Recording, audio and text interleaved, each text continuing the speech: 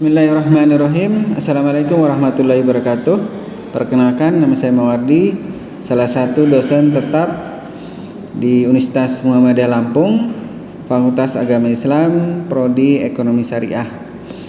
Pada saat ini saya mengampu mata kuliah pengantar akuntansi dengan salah satu mata kuliah wajib di Prodi Ekonomi Syariah dengan bobot 3 SKS dengan jumlah pertemuan 16 kali pertemuan. Video ini diambil sebagai salah satu syarat untuk pengajuan sertifikasi dosen. Di mata kuliah pengantar akuntansi, pencapaian yang akan diperoleh salah satunya adalah mahasiswa dapat memahami bentuk organisasi, menganalisis transaksi-transaksi keuangan, kemudian jasa-jasa transaksi dan bidang-bidang transaksi, dan kemudian jasa akuntansi maksudnya, kemudian bidang-bidang dari akuntansi, sehingga mahasiswa diharapkan dapat membuat laporan keuangan yang terdiri dari laporan rugi, neraca, dan perubahan modal. Sistem yang saya laksanakan dalam pembelajaran adalah delivery, instruction dan assessment, di mana mahasiswa dosen memberikan gambaran tentang mata kuliah pengantar akuntansi, kemudian ada interaksi antara mahasiswa dan dosen, kemudian di akhir ada evaluasi tentang pembelajaran pada saat ini. Kemudian untuk evaluasi terdiri dari kuis, tugas UTS dan UAS dengan masing-masing kuis 15%, tugas 35%, UAS UTS maksudnya 20% dan UAS 20%, sehingga totalnya 100%. Demikian informasi tentang mata kuliah pengantar akuntansi yang saya ampu. Berikut saya sampaikan cuplikan pengajaran di kelas pada saat di kelas. Terima kasih. Assalamualaikum warahmatullahi wabarakatuh. Bismillahirrahmanirrahim. Assalamualaikum warahmatullahi wabarakatuh.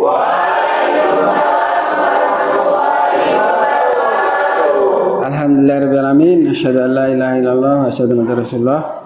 Apa kabar semuanya mahasiswa? Hari ini kita coba pertemuan yang pertama untuk membahas tentang pengantar akuntansi. Diharapkan hari ini kita bisa membahas tentang persamaan akuntansi. Apa sih akuntansi yang sebenarnya digunakan oleh pihak apa, bentuk perusahaan atau organisasinya seperti apa, sehingga kalian bisa memiliki sedikit gambaran ya. Pertemuan yang pertama ini tentang akuntansi sehingga tidak mengambang. Baik, kita langsung ke slide ya. Jadi ada beberapa yang berpendapat bahwa akuntansi itu adalah seni. Seninya di mana sebenarnya? Seni itu seni pencatatan. Jadi karena memang ada keindahan sebenarnya kalau memang suka ya di bidang eksak kita menghitung. Ya tadi kita umpamanya ada uang 30.000 kita belanjakan untuk beli pertalite. Nah, itu sebenarnya seninya di situ. Jadi seni pencatatan kemudian dikelompokkan. Kenapa dikelompokkan? Karena akuntansi itu terdiri dari banyak macam transaksi. Ya, transaksinya bermacam-macam, apalagi perusahaannya. Nanti kita bahas tentang perusahaan yang menggunakan akuntansi. Nah, itu banyak, dan bahkan kalau perusahaannya besar bentuk PT ya, ini bisa juga ya. Nah, di sini bisa juga berbentuk perorangan. Nah, semakin banyak transaksi maka harus ada yang dikelompokkan, karena ini beribu-ribu transaksi ya. Jadi dikelompokkan. Umpamanya transaksi A, nanti ada transaksi beli BBM, transaksi bayar listrik, transaksi bayar gaji, macam-macam. Apalagi kalau dia perusahaan industri ya, nanti ada beli bahan baku dan sebagainya. Maka dari beribu bermacam-macam transaksi ini dikelompokkan menjadi beberapa kriteria. Ada kas masuk, kas keluar, ada pembelian, penjualan ya. Nah, Kemudian setelah itu akan diikhtisar, maksudnya diringkas. Ini diringkas lagi menjadi beberapa bagian. Kenapa? Karena kalau tidak diringkas, kalau perusahaan besar itu ya, jadi biasanya di satu departemen aja bisa 10 sampai 15 komponen. Jadi umpamanya ada pemberian bahan A, barang B, C, D, terus seperti itu. Jadi masing-masing beda-beda deh. Kemudian setelah itu dijadikan, setelah dikelompokkan, maka berhasil terakhir terciptalah laporan keuangan. Kemudian ini ada menurut para ahli, ini menurut Belkoni, menyatakan bahwa akuntansi adalah suatu aktivitas jasa. Jasa itu maksudnya dia menciptakan laporan keuangan, menciptakan laporan yang digunakan untuk pimpinan. Itu adalah salah satunya. Nah, ini ada bidang-bidangnya. Nah, bidang akuntansi sebenarnya ada dua ya. Akuntansi keuangan dan akuntansi manajemen. Kita harus paham dulu. Jadi kalau akuntansi keuangan adalah akuntansi yang dihasilkan dari proses transaksi, ya. Jadi ini transaksi. Tadi kita sudah umpamanya tadi beli BBM ya. Ini usahanya bisa. 30.000 ya.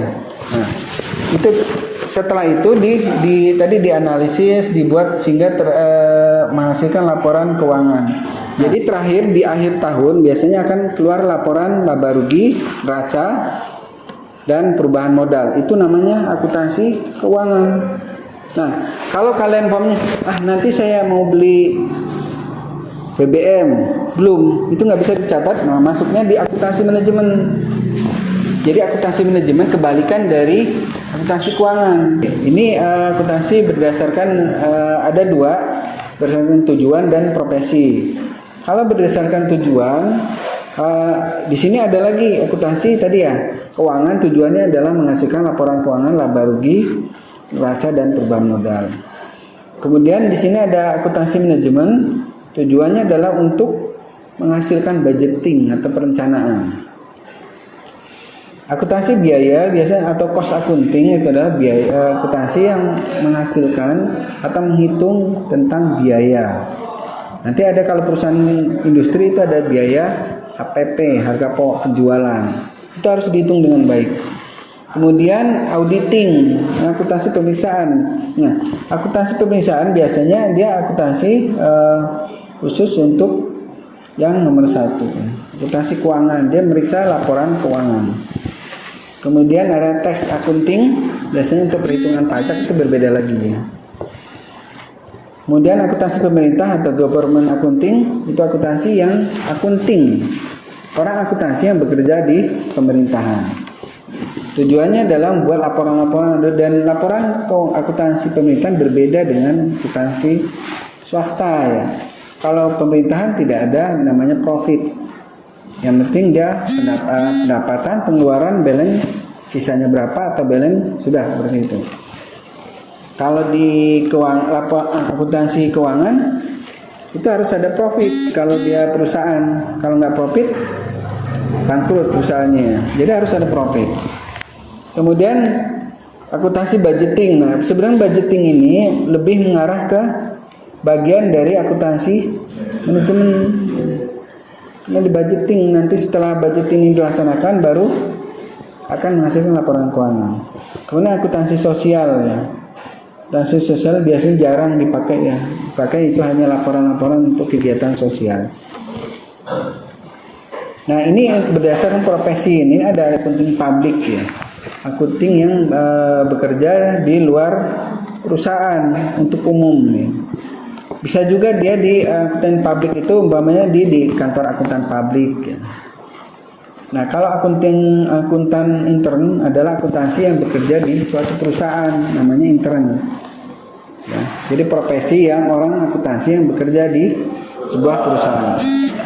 Kalau akuntansi pemerintahan ya, bekerja di pemerintahan, perbedaannya itu ya, simpel. Akuntansi pendidik ya, dosen yang mengajarkan tentang akunting. Nah ini laporan keuangan merupakan sebuah informasi keuangan. Nah laporan keuangan tadi disebut laporan laba rugi, kemudian neraca, perubahan modal ya. Ada 3 itu ya. Jadi 3 komponen itu yang dihasilkan dari bermacam-macam transaksi. Jadi endingnya hanya 3 ini. Orang mau lihat perusahaan tersebut profit atau tidak, itu di laporan keuangan. Berapa sih jumlah pendapatannya, itu di laporan keuangan. Berapa biaya, yang tadi ada biaya, akunting biaya dan sebagainya, itu laporan keuangan.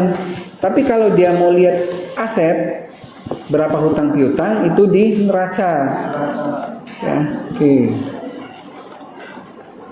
Nah, ini standar akuntansi keuangan ya. Jadi dia dapat dipahami ya. Jadi laporan keuangan itu harus dapat dipahami. Umpamanya pendapatannya berapa, berasal dari apa aja, sudah dipahami. Mana relevan itu maksudnya sesuai dengan keadaan, nggak boleh dibuat-buat. Ya. Keandalan itu dapat diuji, benar nggak? Umpamanya pendapatan 1 miliar, benar nggak 1 miliar itu dari mana aja, dapat diuji. Dapat dibandingkan, karena dia berbentuk angka. Jadi pendapatan di tahun sekarang dengan tahun yang lalu itu bisa dibandingkan, ya. Jadi itu yang standar akuntansi ya. Jadi harus memenuhi 4 karakteristik. Nah ini penggunaan akuntansi pemakai eksternal. Biasanya kalau akuntansi itu dipakai oleh para pimpinan, manajer, direktur dan sebagainya. Ada juga eksternal, contohnya kreditur, orang-orang yang mau investasi, pemerintah, perpajakan, mereka butuh laporan keuangan dari suatu perusahaan. Nah ini internal ya, ada pimpinan perusahaan, direktur operasional, direktur manajer pemasaran. Kenapa mereka butuh ya akuntansi ini? Karena mereka akan tadi membandingkan tahun ini dengan tahun yang lalu, tercapai tidak, meningkat tidak, seperti itu. Apakah sesuai akuntansi manajemen atau budgeting yang sudah ditetapkan dengan target ya. Jadi itu tujuannya untuk internal. Nah ini untuk eksternal, investor, karyawan juga perlu. Maksudnya kenapa perlu karyawan? Takutnya dibohongin. Nanti karyawan minta kenaikan gaji, perusahaannya bilang kita kan lagi nggak untung, dan dibohongin. Tapi kalau ini boleh minta karyawan itu, Pak kita untungnya berapa? Oh kita untungnya 1 triliun, kita boleh dong naik gaji. Itu dasarnya enak. Tapi kalau kita tidak dikasih, kita mau naik gaji bisa dibohongin tuh sama pimpinan. Kalau pimpinan kan kalau bisa karyawannya nggak usah digaji. Dia pengen untung semua. Pemerintah juga untuk menentukan pajak. Masyarakat itu apa? Mereka biasanya masyarakat itu untuk apa? Ada yang tahu? CSR. Jadi perusahaan besar TBK itu ada CSR-nya. Pokoknya kalian ada saudara di perusahaan TBK nih, itu bisa kalian mengajukan beasiswa. Saya kuliah di sini, saya minta bantuan. Bisa, mereka ada CSR nih. Atau bikin asam, kalau kenalan boleh. Ke bagian CSR, saya kuliah di sini, mungkin data-data ini harus lengkap ya. Kalian bukti transkrip, bukti kalian masih kuliah, majukan aja bisa. Tapi perusahaan yang TBK ya, dan biasanya ada orang dalam. Kalau nggak ada orang dalam juga biasanya agak susah. Ya, itu gunanya masyarakat. Kenapa? Kalian dapatnya dari mana kalau masyarakat? Di laporan keuangan tadi. Biasanya kalau perusahaan sudah TBK, laporan keuangannya itu harus dipublish. Ya kalian tahu, umpamanya keuntungannya kita asal kan lewat tempat kita terus ya, kota. Itu bisa dilihat dia. Oh untungnya 1 triliun. Biasanya berapa persen itu untuk CSR. Kalian bisa ajukan. Ya. Tapi kalau nggak agak sulit untuk ininya pengajuan. Nah, sekarang yang kita ulang lagi, oke? Ada pertanyaan sebelum lebih lanjut? Ada Pak? Ya boleh. Jadi izin bertanya Pak, jadi seberapa besar sih Pak peran akuntansi ini dalam mencegah atau memicu krisis keuangan? Oke, baik, pertanyaan bagus ya. Jadi sebenarnya akuntansi itu salah satu cara untuk mencegah, membuktikan terjadinya tadi penyelewengan ya. Jadi krisis ekonomi. Kenapa? Dari akuntansi itu bisa dilacak ya. Dilacak terjadinya korupsi. Ya, kalau nggak ada laporan akuntansi, khususnya BPK ya, itu nggak bisa dilacak. Kenapa? Karena dari audit ya, nanti di audit, umpamanya gini, biaya pengeluaran di sini umpamanya satu biaya pengeluaran pembangunan gedung umpamanya itu. Salah satu biayanya adalah pembangunan gedung. Nah, itu bisa lacak. Umpamanya kriterianya minimal biasanya ada ukurannya. Umpamanya pembangunan gedung itu per meternya umpamanya 3 juta. Nanti dihitung oleh bagian audit. Ini berapa luas gedung dikalikan dengan umpamanya 4 juta. Seharusnya umpamanya 1 miliar, tapi pengeluarannya cuman lebih dari 1 miliar, 4 miliar. Berarti ada kelebihan 3 miliar. Nah, disitulah di cross checknya ada kelebihan, berarti ada miskomunikasi 3 miliar. 3 miliar ini kenapa ada kelebihan? Setelah dicek, oh ternyata memang ada permainan. Itu. Jadi akuntansi itu adalah bisa menjadikan sumber dari tadi permasalahan ekonomi, bisa menangkal, bisa juga untuk mendeteksi ya. Jadi tadi kalau sudah akuntansi manajemennya bagus, budgetingnya bagus, makanya itu membandingkan dengan realnya. Umpamanya tadi pembangunan ada rencana investasi nih, pembuatan gedung, di situnya ada investasi pembangunan gedung, di budgetingnya itu sudah dibuat 1 miliar. Ternyata setelah berjalan di akhir tahun keluarnya jadi 4 miliar. Nah, itu bisa di cross check, kenapa jadi 4 miliar? Mana buktinya 4 miliar? Apakah memang benar ada atau tidak? Nah, ketika memang itu benar terjadi, umpamanya oh ini ada krisis ekonomi sehingga semua barang naik. Oke. Tapi kalau tidak terjadi apa-apa, semua dinaikin, di up maksudnya, itu kan bisa kelihatan dari bukti-bukti. Benar nggak perusahaannya ada fiktif atau enggak? Nah, itu bisa digunakan. Nah, itu untuk mencegah tadi. Memang akuntansi untuk mencegah. Tapi kalau tidak ada laporannya, nggak bisa. Makanya perlu akuntansi ini untuk mencegah, salah satunya untuk krisis-krisis ekonomi tadi. Ya, karena kelihatan. Biasanya umpamanya sekarang kita lagi ada permasalahan ekonomi global ya. Sekarang perang di Timur Tengah, itu juga mempengaruhi harga minyak. Bisa juga berpengaruh ke ekonomi. Nah, ekonomi juga berpengaruh ke perusahaan. Kenapa berpengaruh juga ke perusahaan? Umpamanya dia transportasinya yang seharusnya umpamanya 7 juta sebulan transportasi dikeluarkan. Ini naik, kenapa? Karena BBM naik. Sehingga jadi 15 juta. Kenaikan biaya ini juga akan mempengaruhi pada profit yang dihasilkan. Kenapa? Bisa juga karena penjualannya bisa turun. Kenapa? Ya harganya jadi mahal. Ketika harga mahal, pembelian masyarakat juga menurun. Sehingga target perusahaan tidak tercapai. Sehingga itu berhubungan ya antara hilir dan hulu. Jadi tidak bisa sekarang. Jadi akuntansi itu sebenarnya untuk penengah. Untuk mencegah, tadi pertanyaannya bagus, mencegah hal-hal yang tidak diinginkan, juga untuk mendeteksi terjadinya kecurangan, terjadinya korupsi. Kalau tidak ada akuntansi nggak bisa kita, oh kamu korupsi ya, buktinya mana? Nggak ada, karena nggak dicatat, nggak dilaporkan ya. Jadi memang bukti-bukti ini harus dilampirkan dan memang akurat. Nah, itu tugasnya akuntansi. Nanti ada bagian checker, bagian pencatatan, ada bagian yang mendistribusikan. Jadi tidak semua akuntansi, nggak boleh orang akuntansi itu megang kasir. Kalau saya pegang kasir nih, saya pegang pencatatan, ya bisa aja saya catatin, disamain tuh. Punya kasir apa punya saya? Akuntansinya kasir mengeluarkan 1 juta, akuntansinya 500. Karena saya jadi 1, ya saya buat aja akuntansinya jadi 1 juta. Itu nggak boleh. Jadi accounting beda, kasir beda. Jadi ketika terjadi miskomunikasi itu bisa dilacak salahnya di mana. Masing-masing kan nggak bisa membuat tadi kwitansinya jadi 1. Umpamanya kita kecuali korupsi ya, kata kasir ini 200 juta, ini kuitansinya 500 gimana, bagi 2 ya, jadi sejuta. Nah itu korupsi, bisa juga terjadi. Tapi kalau ini yang bisa dilacak-lacak seperti itu, ini yang terjadi banyak seperti itu. Jadi pertanyaannya bagus. Ada lagi? Cukup? Bisa dipahami? Ada? Bertanya lagi? Ya. Cukup ya. Jadi memang kalian harus belajar akuntansi.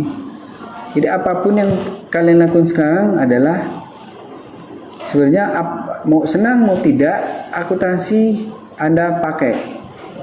Sebab tadi ya, jika kalian tidak bisa akuntansi, kalian bingung, uang 30.000 saya tadi kemana ya?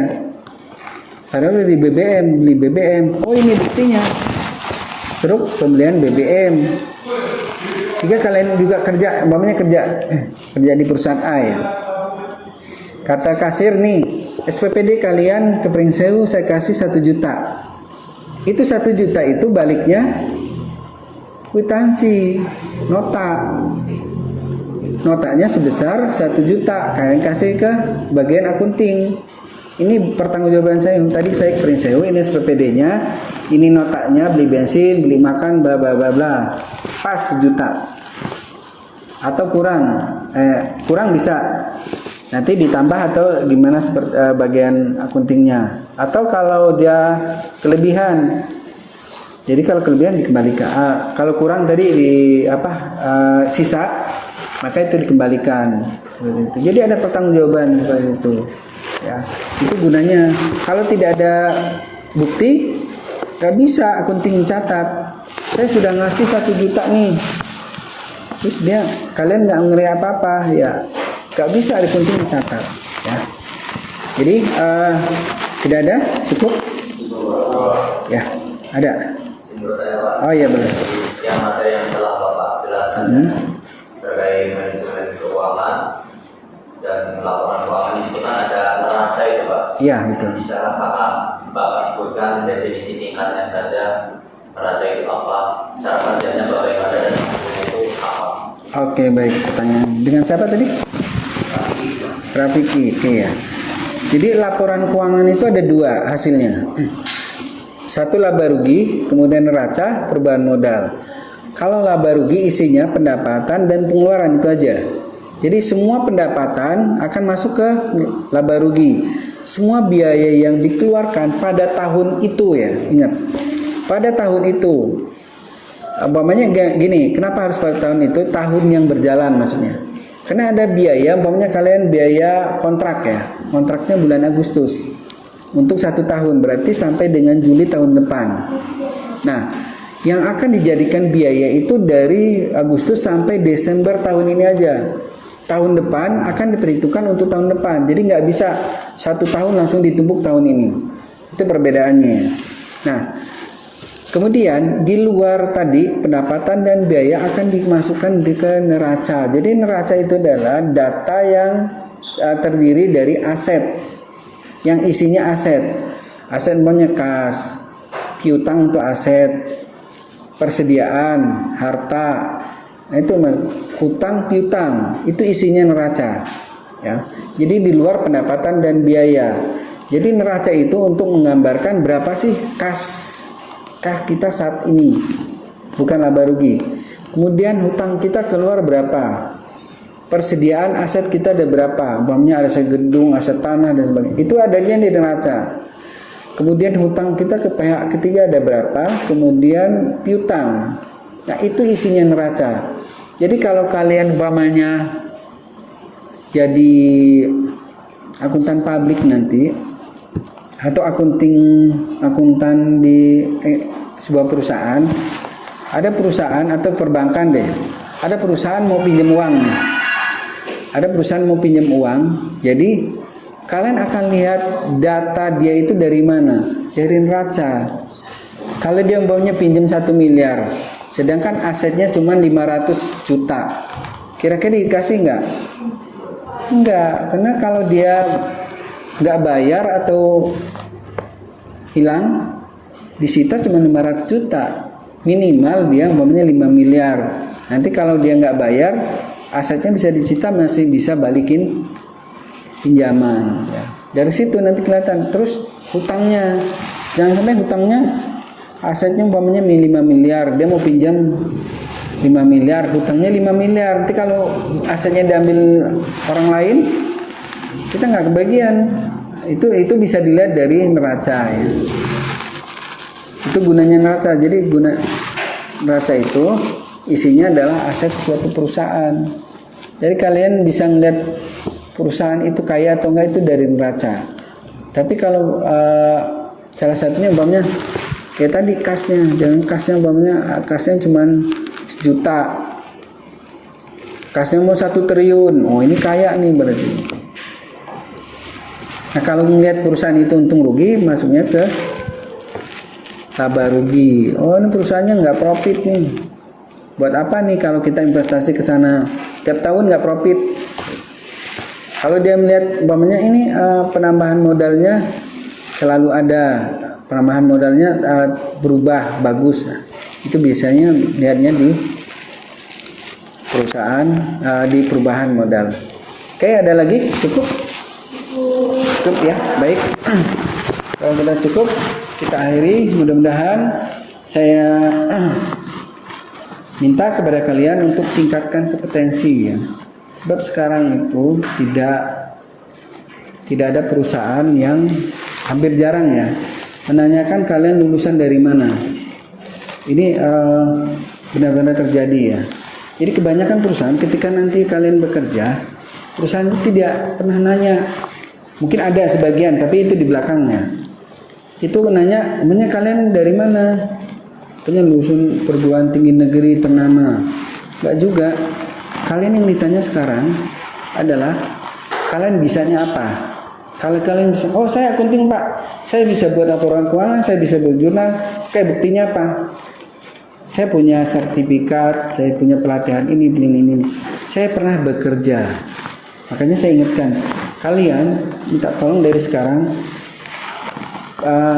cari kerjaan atau pernah ikut kalau perusahaan saudara ada perusahaan, kalian ikutlah nimbrung di situ.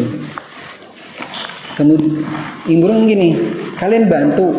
Jadi ketika kalian nanti wawancara, walaupun tidak ada buktinya, akan ditanya bisa pernah bekerja? Jangan bilang tidak pernah. Itu fatal. Bilang sudah pernah. Di mana? Kakak saya ada perusahaan, ada usaha, saya ikut di bagian ini, bagian bla bla bla. Terus kemudian kalian nantinya ikut organisasi, siapa namanya? Ikut organisasi. Ikut ya. Itu organisasi itu lumayan. Yang penting juga ya. Kenapa? Karena dia punya jalur. Pak, umpamanya gini, ada masalah nih. Kenapa harus ikut organisasi? Karena dia tahu nih, atasan saya siapa, atasan saya juga siapa. Jadi nggak bisa di organisasi itu langsung umpamanya kalian langsung ke sebuah rektor nih. Ya walaupun bisa, tapi kalau secara organisasi itu nggak bisa. Harus kalian ke prodi dulu, dari prodi nanti ke dekan baru sana. Itu secara organisasi. Dan itu kenapa perusahaan itu selalu menanyakan kalian pernah ikut organisasi tidak? Karena itu membantu. Jadi kenapa? Karena nanti kalian akan tahu jalurnya. Ini atasan saya, ini tugas saya, ini wewenang saya. Kalau kalian pernah di organisasi, kalian akan paham tugas-tugas itu. Dan di perusahaan penting, karena perusahaan itu adalah organisasi untuk mencari profit. Ya, itu ya, masukan dari saya. Yang semangat kalian mulai sekarang kerja apapun lakukan. Itu buat pengalaman dan itu buat pertanyaan. Yang kedua, kalian harus tahu biasanya perusahaan itu kalau ada pertanyaan, kelemahan kamu apa? Hampir sebagian itu nggak bisa jawab. Kelemahan saya apa ya? Tidur terus. Saya ngitungnya nggak bisa ngitung deh. Tapi yang jujur amat ya. Oke, tapi harus dijelaskan. Saya kelemahannya, saya kurang kalau di bawah tekanan nggak terlalu bisa berpikir, bisa. Tadi terus organisasi, kompetensi ya. Tadi yang berikutnya masukan dari saya, terus berdoa. Semua orang yang hidup itu pasti rezekinya ada. Kalian jangan minder, saya kuliah di Universitas Mabana Lampung enggak. Teman kalian ada yang kuliah di Universitas negeri ternama, ya sama, ada rezekinya, nggak mungkin. Allah itu adil ya. Kalian mau kuliah di A, B, C, D, UML, terus yang A, B, C, D itu rezekinya banyak. Enggak juga. Kalian di UML itu kalau kalian berusaha dengan baik, tekun, pasti sama. Ya. Jadi harapan saya terus berdoa, berjuang, bahagiakan orang tua, semangat, jalan terus, jangan berhenti ya. Kalau saya pernah di mobil itu ya, saya suka dengan kata-kata itu. Tak pikir karo melaku. Jadi jalan sambil mikir. Kalau orang Indonesia itu nggak bisa mikir dulu, nanti nggak jadi. Baru jalan nggak jadi. Ya, pokoknya jalan dulu baru mikir. Waduh, ini saya di mana ya? Nggak ada duit nih buat bayaran. Baru mikir, pinjem. Wah, ada tugas nih. Jadi kalau nggak berani, nggak mikir dulu baru jalan, nggak bisa. Itu Indonesia. Jadi jalan dulu, baru sambil jalan baru mikir. Itu masukan dari saya, mudah-mudahan bermanfaat. Terima kasih banyak atas waktunya.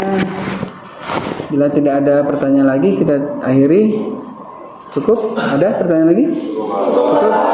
Baik, terima kasih banyak. Assalamualaikum warahmatullahi wabarakatuh.